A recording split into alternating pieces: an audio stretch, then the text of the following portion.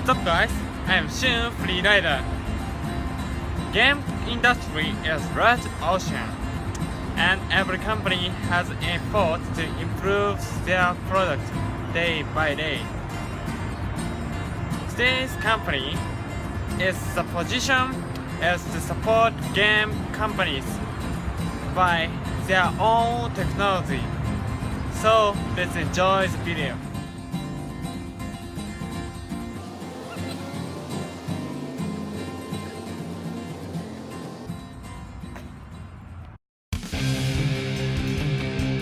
Thanks for your time today. So first, please tell me about the fuel power.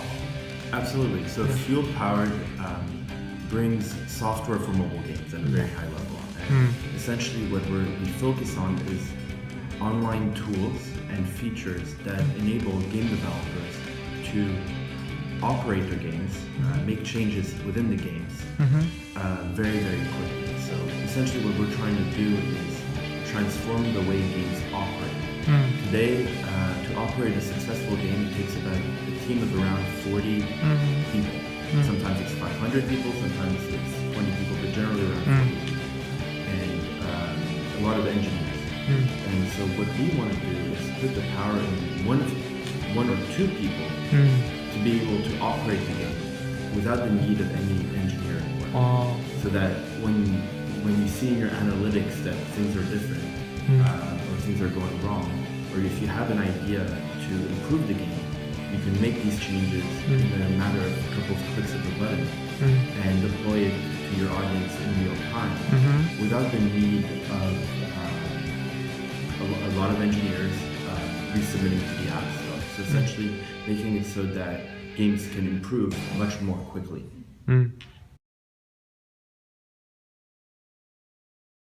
Why did you market into game industry?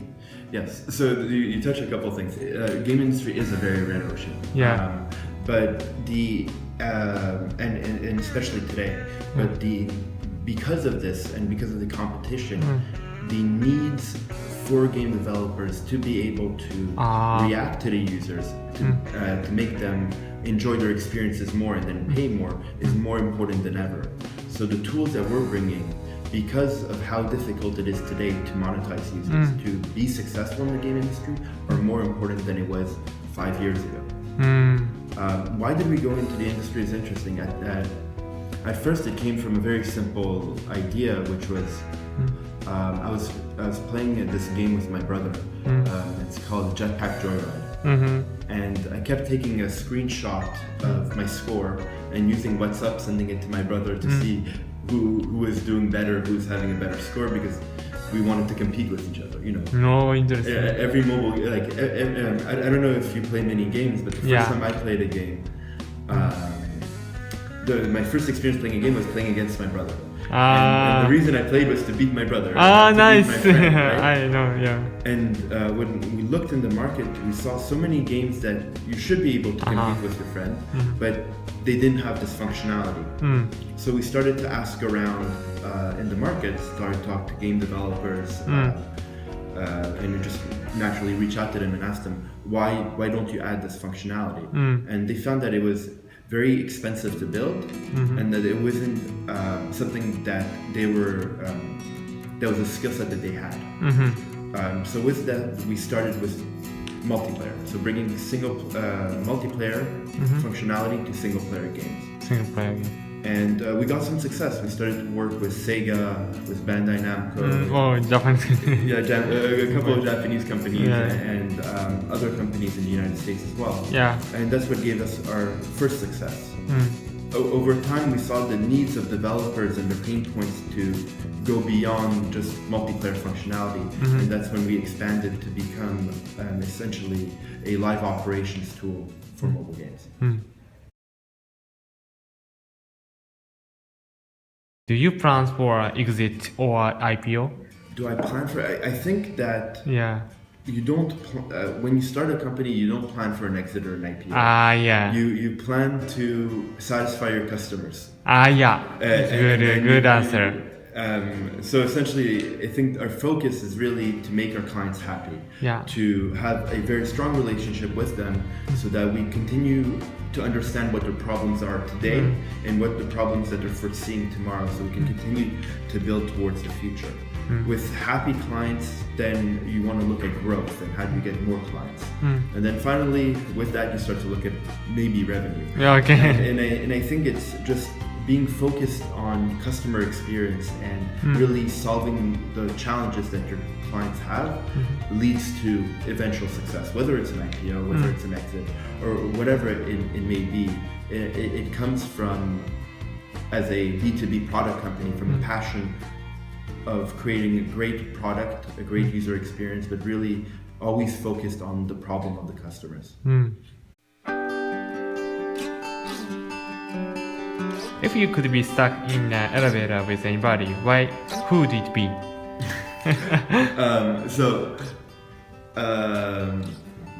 a good question. I think there's two people who come to mind. Okay. Well, first Mila Kunis, because she's beautiful. But Okay. but other than that, I think the two people I'd like to have a lot of conversations with, one is Napoleon. Mainly because with him, what I found out recently is that he was a great conqueror in everything. What was really interesting with him is that while during the time that he was conquering, he also made huge social change in France. So he put the foundation of a government that takes care of its people and that invests in its people. He completely reformed the education system, which is the current education system that we see in France today, which is still one of the best education systems in the world. And to be able to understand how you can continue to have this vision while you're preoccupied with taking over the world at the same time, I think it would be a fantastic conversation. The other person would be Elon Musk. What really impresses me about him is that I think a couple years ago he had this idea of what mark did he want to leave on the planet, and he saw this existential problem of the planet is going to deteriorate, and for our population to survive, we need to be able to inhabit Mars and then other planets. And rather than say, oh, that's a cool idea, or say, hey, we need to get governments to kind of work together to do this, he broke down the problem to a couple of parts. One which was, if we're going to live on Mars, we need to be able to have solar energy. Two, if we're going to live on Mars, we need to be able to have rockets that go from Earth to Mars and back. And three, if we're going to live on Mars, we're going to have things that run on electricity, electrical power. And so he broke those things down and then created three companies, now almost profitable companies, to solve this problem. And I think that's incredibly insightful and very impressive. And I don't think we've seen many people ever kind of look that far into the future and go and create really the small stepping stones that will get us there. Exactly. So finally, please tell me about your dream. My dream? Yeah. I have many dreams, but I think when I look at what I'm passionate about, it's really about having the opportunity to try and go solve big problems and being surrounded by a team of people that enable you to execute on these problems and continue to innovate. And it's for me, it's having that opportunity to continue to learn every day from the people that I'm around and the ideas that we challenge ourselves with. And I think that's really, at the end of the day, my dream, because that's what makes me happy. When I was working in consulting and private equity, the biggest challenge I had was that very quickly I didn't feel like I was learning anything new. And I think that we have a limited time on this planet, and no matter how much income you can get, there's nothing that really replaces the ability to be excited about your work and continuing to expand the knowledge that you have as a person. Cool. Thank you. Thank you. Thank you so much.